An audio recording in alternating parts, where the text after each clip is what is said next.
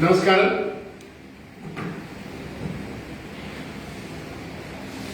జరుగుతున్నటువంటి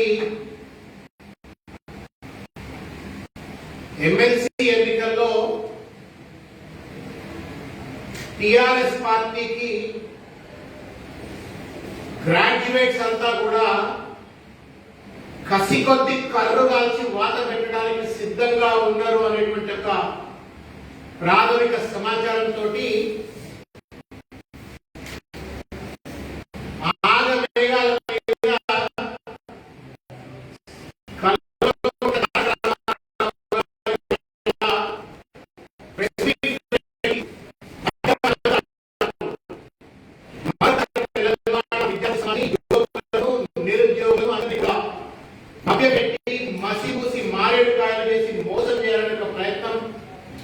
చేసినారు. దాన్ని కాంగ్రెస్ పార్టీ తీవ్రంగా ఖండిస్తా ఉంది. కేటీఆర్ గారి వ్యవహార శైలి చూస్తుంటే నాకు సామెత గుర్తొస్తాను. నలుగురు నవ్వితే నాకేటి సిగ్గు అన్నట్లుగా కనీస ఇంగితం లేకుండా, అన్నం తింటున్నానా గడ్డి తింటున్నానా అనేటువంటి ఒక సోయి లేకుండా ఇవాళ మేమేదో ఉద్యోగాలు కల్పించినాము అని చెప్పని అడ్డమైన తప్పుడు లెక్కలు చూపెడుతూ మోసం చేయడానికి మనసే. మేము సూటిగా ప్రశ్నిస్తా ఉన్నాం, అసలు మీకు ఏమైనా సోయుందా? కుర్చీలలో కూర్చొని గోల్కొండ కోట లాంటి ప్రగతి భవన్లో కూర్చొని పెద్ద పెద్ద కుర్చీలలో కూర్చొని ఏసీ కార్లలో బుగ్గ కార్లలో తిరుగుకుంటా అసలు తెలంగాణ ఉద్యమం ఎందుకు జరిగిందన్న సోయుందా? గుర్తుందా? మీకు ఏమన్నా? దాదాపు 1500 మంది బిడ్డలు ఆత్మ బలిదానం చేస్తున్నారు. గుర్తుందా?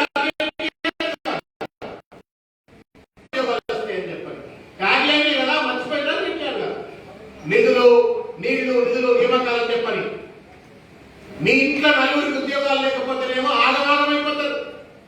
ఒక్క కవిత గారికి ఎంపీగా ఓడిపోతే, మా చెల్లెమ్మ ఎంపీగా ఓడిపోతే ఆమెకు ఎమ్మెల్సీ ఉద్యోగం ఇచ్చేంత వరకు ఇంట్లో ఎవరు నిద్రపోలేదు. ఆమెకు ఎమ్మెల్సీ ఉద్యోగం ఇచ్చేంత వరకు కూడా నిద్రపోలేదు. ఇవాళ దాదాపు 40 లక్షల మంది నిరుద్యోగులు తెలంగాణ రాష్ట్రంలో ఉద్యోగాల కోసం ఎదురు చూస్తా ఉన్నారు. అది ప్రభుత్వ ఉద్యోగమైనా ప్రైవేట్ ఉద్యోగమైనా స్వయం ఉపాధితో వచ్చేటువంటి జీవనోపాధి సరే. గడ్డి రీతింది వాళ్ళ గురిగుడ్డం పండుగ వాళ్ళ తగురమ్మ అని చెప్పని వాళ్ళ 1,32,000 ఉద్యోగాలు నింపినాం అని చెప్పని ప్రజలు మభ్యపెట్టడానికి ముందుకు వస్తారా అని చెప్పని సందర్భంగా మేము ప్రశ్నిస్తా ఉన్నాం. అసలు ఖాళీ లేని చర్చకు రాను కేటీఆర్ అన్నావు కదా, చర్చకు వస్తా అని వదిలిపెట్టాలి. నిన్ను నీ ప్రభుత్వాన్ని వదిలిపెట్టే సమస్య లేదు. ప్రతిసారి మసిమసి మారడికాయలు చేసి మోసం చేసి అడ్డమైన సొమ్మంతా ఉన్నది కదా, పేరుకపోయిన సొమ్ముంది, కమిషన్ల కాంట్రాక్టుల సొమ్ముంది కదా, ఆ సొమ్ముతో ఓట్లు కొనుక్కోవచ్చు, గ్రాడ్యుయేట్ల ఓట్లు కూడా కొనుక్కోవచ్చు, ఏది మాట్లాడినా చలామణి అయిపోతుంది, చూపించడానికి టీవీలు ఉన్నాయి, పేపర్లు ఉన్నాయని చెప్పని మాట్లాడుతున్నారేమో కానీ కాంగ్రెస్ పార్టీ మేము మాత్రం వదిలిపెట్టడానికి సిద్ధంగా లేవు, మీకు భరతం పడతామని చెప్పని సందర్భంగా తెలియజేస్తాము. 2014లో తెలంగాణ రాష్ట్రం ఏర్పడిన నాటికి ఉన్నట్టుగా ఖాళీలేని ఈ 6.5 సంవత్సరాల కాలంలో ప్రభుత్వంలో వచ్చినటువంటి ఒక రిటైర్మెంట్ వల్ల, ఉద్యోగ విరమణ వల్ల వచ్చినటువంటి ఒక ఖాళీలేని ఈ 6.5-7 సంవత్సరాల కాలంలో తెలంగాణ రాష్ట్రం ఏర్పడిన తర్వాత కొత్త జిల్లాలని, ఏర్పడిన కొత్త జిల్లాలని, ఆ జిల్లాల వల్ల వచ్చినటువంటి ఒక ఖాళీలేని, కొత్త గ్రామ పంచాయతీలేని, ఆ గ్రామ పంచాయతీల వల్ల వచ్చిన ఖాళీలేని, ఇవి కాకుండా మనం తెలంగాణ ఉద్యమంలో అన్నాం 6th జీవో అమలు చేస్తలేరు ఉమ్మడి ఆంధ్రప్రదేశ్లో చెప్పని. తెలంగాణ రాష్ట్రం ఏర్పడిన తర్వాత 6th జీవో అమలు ద్వారా కానీ, లేకపోతే ఆ తెలంగాణలో పనిచేస్తున్నటువంటి ఆంధ్ర ఉద్యోగులను రిపాట్రియేషన్ చేసిన తర్వాత కానీ ఇవన్నీ ఖాళీలు క్రోడీకరించుకుంటే రమారమి దాదాపు 3 లక్షల పైచిలకు ఉద్యోగాలు వాళ్ళ ఖాళీలు ఉన్నాయి. పిల్లికి బిచ్చ వేసినట్టు, ఎంగిల్మెంట్ వేసినట్టు, నీకు జేబులకి ఏదో సొమ్మించినట్టుగా గొప్ప చెప్పుకుంటున్నవే 1,50,000 ఉద్యోగాలకు పర్మిషన్ ఇచ్చిన అని చెప్పని. అసలు ఖాళీ లేదువే.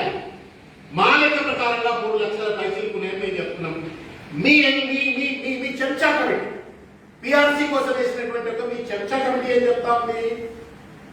మీ చర్చా కమిటీ ఏం చెప్తా ఉంది? 1,91,000 ఖాళీలు ఉన్నాయని చెప్పని మీ చర్చా కమిటీ చెప్పింది, బిస్వాల్ కమిటీ చెప్పింది. ఇదైతే ఒప్పుకుంటారు కదా కేటీఆర్ గారు? ఒకవేళ 1,91,000 ఉద్యోగాలు గత 6.5 సంవత్సరాలుగా ఖాళీగా ఉన్నాయని చెప్పని పిఆర్సీ నివేదికలో, ఒక అఫీషియల్ నివేదికలో మీ చర్చా కమిటీ, బిఎస్వా కమిటీ చెప్పిన తర్వాత, మీ కమిటీ చెప్పిన తర్వాత ఏ మొహం పెట్టుకొని మీరు 1,50,000 ఉద్యోగాలు మాత్రమే నింపినమని చెప్పని గొప్పలు చెప్పుకుంటున్నారు, మీరు పర్మిషన్ ఇస్తామని చెప్పని. ఏం తెలంగాణ నిరుద్యోగులకు, విద్యార్థులకు మీరు ఎంగేజ్మెంట్ ఇస్తున్నారా? మీరు నిచ్చగలరా తెలంగాణ విద్యార్థులు, నిరుద్యోగులు? ఎందుకు 1,91,000 ఉద్యోగాలకు పర్మిషన్ ఇవ్వాలా? ఇక అది కూడా తెలంగాణ సమాజం మీడియా మిత్రులు దయచేసి బాగా హైలైట్ చేయాలని చెప్పి నేను కోరుతా ఉన్నాను. ఎంత దొంగ లెక్కలు, అడ్డమైన లెక్కలు అంటే చెప్తుంది. 1,50,326 ఉద్యోగాల కట వీళ్ళు పర్మిషన్ ఇచ్చిందట. 1,91,000 ఉన్నాయని చెప్పి వాళ్ళ చర్చా కమిటీ చెప్తే 1,50,000 మాత్రమే ఇచ్చినట్టు, మిగతా 40,000 ఎందుకు చేయలేదు సమాధానం లేదు. అది నేను వచ్చిన ఇక దాంట్లో కూడా వీళ్ళు కష్టపడి 6.5 ఏళ్ళు కష్టపడి టీఎస్పీఎస్సీ పెట్టి, దాంట్లో 10 మంది మెంబర్లను పెట్టి, చైర్మన్లను పెట్టి, వాళ్ళకి ఉపకారాలు ఇచ్చి, వాళ్ళకి అన్ని రకాల జీతాలు ఇచ్చి, ₹1,00,000 కోట్ల రూపాయలు అని ఖర్చు పెట్టిన తర్వాత ఈ దొరలు నింపిన ఏంటంటే, దొరవాళ్ళు నింపింది ఎంత అంటే, గడిలో ఉన్న దొరలు 1,32,899 ఉద్యోగాలు నింపినట. ఇందులో ఉన్న దొంగతనం చెప్తా, దయచేసి మీడియా వ్యక్తులు అర్థం చేసుకోవాలని చెప్పుకుంటున్నాం. ఇక దాంట్లో 34వ అంశం, మీరు ఆ లిస్ట్ బహుశా మీడియా వాళ్ళ దగ్గరకు వస్తుంది, సర్క్యులేషన్ లో ఉంటుంది, ప్రజలు కూడా చూడొచ్చు. Regularisation of contract labour as artisans in Genco, Transco, NPDCL and SPDCL. ఎన్ని ఉద్యోగాలు? 22,637 ఉద్యోగాలు. అంటే ఆల్రెడీ ఉద్యోగాలలో ఉంటూ కాంట్రాక్ట్ లేబర్ గా పనిచేస్తున్నటువంటి వాళ్ళను రెగ్యులరైజ్ చేసి మేము ఉద్యోగాలు ఇచ్చినామని చెప్పని జబ్బలు కలుసుకోవడానికి సిద్ధంగా లేదా కేటీఆర్ గారు? What nonsense is this? Why are you misleading people of Telangana? పిచ్చోళ్ళు మా చెవుల కూరు నాయ మాకు అవలగాలి నా తెలంగాణ సమాజం. ఏం మాట్లాడతారు సలామని అయిపోతే చూపెట్టే మీడియా ఉంది కాబట్టి, మీకు సోషల్ మీడియా ఉంది కాబట్టి ఏం మాట్లాడతారు ప్రజలు నమ్ముతారు అనుకుంటున్నావా?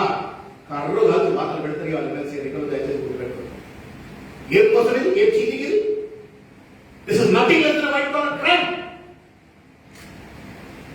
కాంట్రాక్ట్ అసలు ఏం చెప్పింది కేసీఆర్ గారు తెలంగాణ ఉద్యమ కాలంలో? కాంట్రాక్ట్ వచ్చినట్టు ముఖ్యమంత్రి అయినట్టు కూడా చెప్పారు. కాంట్రాక్ట్ అనే పదం తెలంగాణలో ఉండదు. ఏదైనా కాంట్రాక్ట్ ఇక ముఖ్యమంత్రి కూడా కాంట్రాక్ట్ పెట్టుకుంటే సరిపోదు అని చెప్పాడు. సిగ్గు అయిపోలేదు, 6.5 ఏళ్ళు పడతారు. ఒక ఆర్టిజన్స్ ను, అది కూడా విద్యుత్ సంస్థలో పనిచేస్తున్న వాళ్ళు 22,000 రెగ్యులరైజ్ చేయడానికి ఇన్నేళ్ళు పడుతుంది. దాని మీద గొప్పలు పెట్టుకుంటూ అదేదో మళ్ళీ మేము కొత్త ఉద్యోగాలు కల్పించినట్టు ప్రజలను మభ్యపెట్టే ప్రయత్నం చేస్తున్నారు. ఇవాళ కూడా తెలంగాణలో ఇంతమంది చెప్పిన లెక్కలో కాంట్రాక్ట్ ఉద్యోగుల ఖాళీ చెప్పాలా? ఇన్ అడిషన్ టు తెలంగాణ రాష్ట్రం ఏర్పడిన నాడు ఉన్నటువంటి 1,05,000 ఖాళీలు, రిటైర్మెంట్ వాళ్ళు వచ్చిన ఖాళీలు, కొత్త జిల్లాలు, కొత్త రెవెన్యూ డివిజన్లు, కొత్త గ్రామ పంచాయతీలు వచ్చిన ఖాళీలు, తర్వాత ఆంధ్ర వాళ్ళని రిపాట్రియేట్ చేయవలసి వస్తే వచ్చినటువంటి ఖాళీలు, దాంతో పాటుగా కాంట్రాక్ట్ అవుట్ సోర్సింగ్ లో ఉన్నటువంటి ఉద్యోగ ఖాళీలు తీస్తే లక్షల ఉద్యోగాలు మన తెలంగాణ ఖాళీ ఉన్నాయి. ఎందుకు తిప్పరాయా? మీ ఇంట్లో ఉద్యోగాలు లేకపోతే ఆగమలా లేకపోతారు, కడుపు నొప్పి వస్తుంది. మీకు ఉద్యోగం వచ్చేది వారికి మాత్రం నిద్రపోరు మీరు. మరి తెలంగాణ సమాజానికి ఉద్యోగం రావద్దా? తెలంగాణ నిరుద్యోగులకు ఉద్యోగం రావద్దా? విద్యార్థులకు ఉద్యోగం రావద్దా? ఆర్థిక కొట్లాడి పిల్లలు పాపం రోడ్ల మీదకి వచ్చి మా ప్రాణం పోయినా పర్వాలేదని చెప్పని నియామకాల కోసం కొట్లాడింది కదా. తెలంగాణ వస్తే మాకు ఉద్యోగాలు వస్తే ఆశపడ్డారు కదా. 7 ఏళ్ళు గడ్డి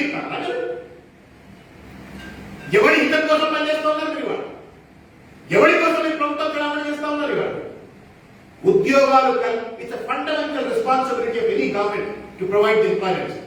ఏ ప్రభుత్వమైనా మెడకాయ మీద తలకాయ ఉండి కనీస సామాజిక సోయి ఉన్నటువంటి ఏ ప్రభుత్వమైనా సరే ఇమీడియట్లీ ఇట్స్ యువర్ రెస్పాన్సిబిలిటీ ఉద్యోగాలు కల్పించడం.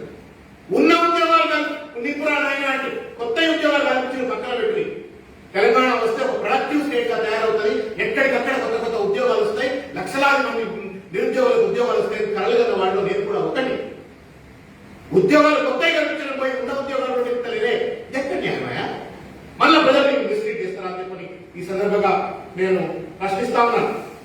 ఇకపోతే కవితమ్మ మీద ఉద్యోగం ఇవ్వాలన్నట్టు ప్రేమ, ఆమెకు ఉద్యోగం పోతే ఆమెకు ఉద్యోగం కల్పించాలని ఆ తల్లి మీద ఉన్నటువంటి ప్రేమ. పాపం నిరుద్యోగులు పేదలయా, బీసీ, ఎస్సీ, ఎస్టీ వర్గాలు పేదలు. కిరణ్ కుమార్ రెడ్డి కాంగ్రెస్ పార్టీ ఏం చేయలేదు అని చెప్పని మాట్లాడారు. టీచర్లు డిగ్రీ చదువుకొని, ఎంపీడీ చదువుకొని ఉద్యోగాలు లేకుండా ఒకటా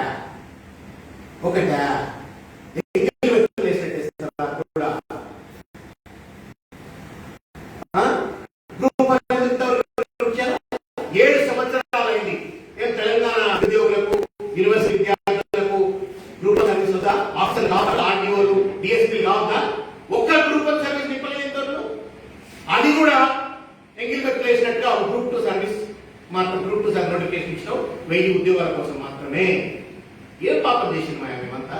తెలంగాణ విద్యార్థి సమాజం, నిరుద్యోగ సమాజం, యువక సమాజం ఏ పాపం చేసింది? మిమ్మల్ని నెత్తి మీద పెట్టుకొని అడపాలని తొక్కుతున్నారా? తెలంగాణ విద్యార్థులు ఏం కష్ట తీసుకుంటున్నారు? కేసీఆర్ గారు ఉస్మాన్ యూనివర్సిటీకి రానియంత మాత్రాన, విద్యార్థులు అక్కడ చెప్పు చూపెట్టినంత మాత్రాన మొత్తం తెలంగాణ విద్యార్థులపై మీకు కష్ట తీసుకుంటారా? సిగ్గు ఎక్కువ అన్నం తింటున్నారా, గడ్డి తింటున్నారా అని చెప్పి ఈ సందర్భంగా మేము ప్రశ్నిస్తా ఉన్నాం. ఒక పక్కన ఉద్యోగాలు ఇవ్వరు, కొత్త ఉద్యోగాలు కల్పించరు, ఉన్న ఖాళీలు భర్తీ చేయరు, ఆఖరి స్వయం ఉపాధి కల్పించరు. Minority welfare, minority finance corporation, BC finance corporation, SC finance corporation, ST finance corporation. The fundamental job of these finance corporations is to provide entrepreneurship opportunities. ఉద్యోగాలు లేని వాడికి వాడి లోన్లు ఇచ్చి ఆ తద్వారా వాడి కాళ్ళ మీద వాడు నిలబడి మళ్ళీ వాడి ఉద్యోగాలు కల్పించేటువంటి పరిస్థితి ఏర్పడతారు. ఎన్ని పైసలు అలకేట్ చేసినారు, ఎన్ని ఉద్యోగాలు కల్పించినారు, ఎంతమందికి మీరు ఎంటర్ప్రినర్షిప్ అవడానికి లోన్లు ఇచ్చినారు? గుండె మీద చేయబెట్టుకొని మాట్లాడతారు కేటీఆర్ గారు. మీరు బాగుంటే అయిపోతుందా? మీ ఇంట్లో ఉన్న వాళ్ళు బాగుంటే అయిపోతుందా? 10 మంది తెలంగాణలో ఉన్న ఉద్యోగాలు అంతా వాళ్ళ ఇంట్లో పిల్లలు బాగుపడతా అని చెప్పి సందర్భంగా మేము ప్రశ్నిస్తా ఉన్నాం. ఇకపోతే ఇంకొక విషయం చెప్తున్నా, आपला ध्यान से सुनिए भाई. కోవిడ్ కి వజేసే కోవిడ్ వల్ల పేరు మీద ఇవాళ చైతన్య నారాయణ గాయత్రి అనేటువంటి విద్యా సంస్థలు, చైతన్య నారాయణ గాయత్రి అనే విద్యా సంస్థలు, ఇంకా కొన్ని కార్పొరేట్ విద్యా సంస్థలు దాదాపు 10 నుండి 15,000 మంది లెక్చరర్స్, పాపం వాళ్ళు పిహెచ్డి చేసుకున్న వాళ్ళు, ఎంఎస్సీలు, తర్వాత బాగా పెద్ద ఎత్తున చదువుకున్నటువంటి వాళ్ళు, ఫిజిక్స్, కెమిస్ట్రీ, మ్యాథ్స్ ఇటువంటి పాఠాలు చెప్పేటువంటి వాళ్ళు, 10-15 సంవత్సరాల అనుభవం ఉన్నటువంటి వాళ్ళు కోవిడ్ ఉన్నది అని చెప్పని, మీకు ఉద్యోగాలు లేవని చెప్పని, నో వర్క్ నో పే అని చెప్పని 10-15,000 మంది రోడ్డు మీద పడేస్తారు. తీర్థయాత్రలు తిరుగుతున్నారు. సబితా ఇంద్రారెడ్డి గారి చుట్టూ, చీఫ్ సెక్రటరీ చుట్టూ, ఎడ్యుకేషన్ సెక్రటరీ చుట్టూ, ఇక ముఖ్యమంత్రి అంటే కలవడు, కేటీఆర్ అంటే కలవడు, అది వేరు ముచ్చుతారు. అరే మా ఉద్యోగాలు అడ్డదిడ్డంగా తీసేసిందా ఈ కార్పొరేట్ సంస్థలు? వాళ్ళకి ఉద్యోగాలు మమ్మల్ని అందులో రిజిస్ట్రేట్ చేయించే విధంగా చట్టపరమైన చర్యలు తీసుకోండి అంటే ఒకడు పట్టించుకునే నాలుగు లేదు. ఉద్యోగాలు కల్పించరు.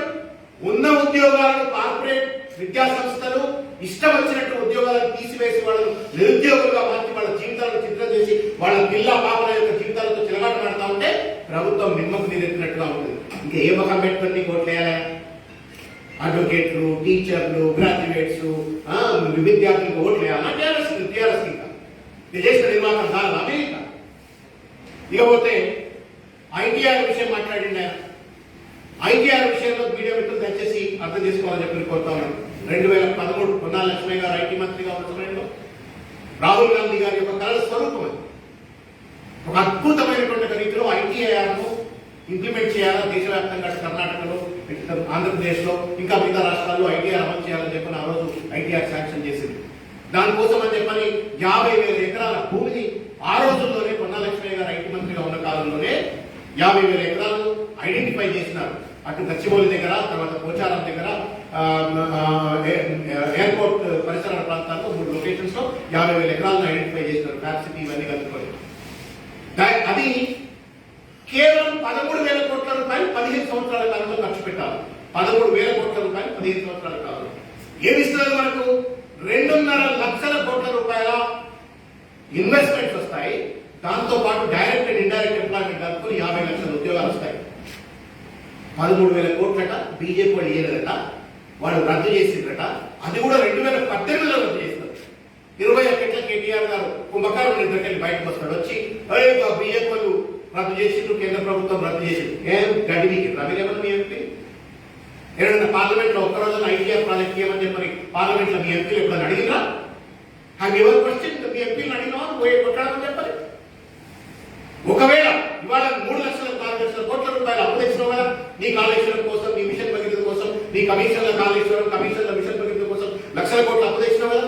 అందులో 13,000 కోట్ల రూపాయలు ఇమీడియట్ కూడా half of it was spent in 7 years.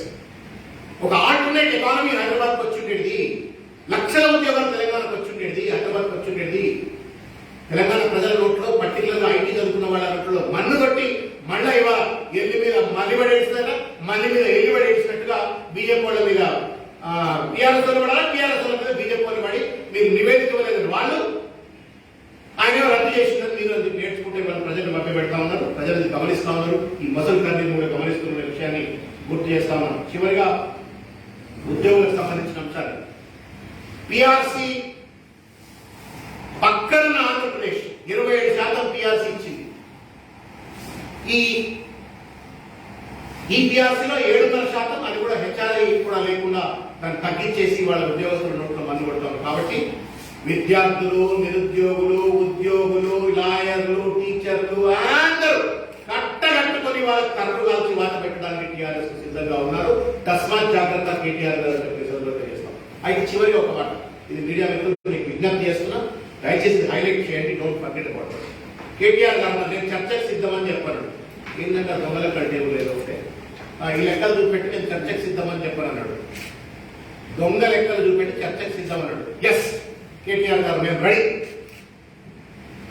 శుక్రవారం ఏంటంటే ఎల్లుండి ఏంటంటే 26వ తారీఖు నాడు 26వ తారీఖు నాడు 12 గంటలకు 26వ తారీఖు నాడు 12 గంటలకు గన్ పార్క్ దగ్గర ఈ మీరు ఉద్యోగాలు నింపినమన్న దాని పట్ల, మేమంటున్న ఖాళీల పట్ల, నిరుద్యోగులు, విద్యార్థులు, యువకులు ఏదైతే ఉద్యోగాల కోసం ఆగగా ఎదురు చూస్తా ఉన్నారో ఈ అన్నింటి సమస్య పైన, తెలంగాణ నిరుద్యోగ తెలంగాణ సమస్య పైన, మీరు నింపిన అన్నట్టుగా ఖాళీల పైన బహిరంగ చర్చకు రావాలా అని చెప్పని విజ్ఞప్తి చేస్తా ఉన్నాను. మీరు వచ్చినా రాకుండా మేము అక్కడ బల్లేసుకొని మాత్రం కూర్చుంటున్నాం.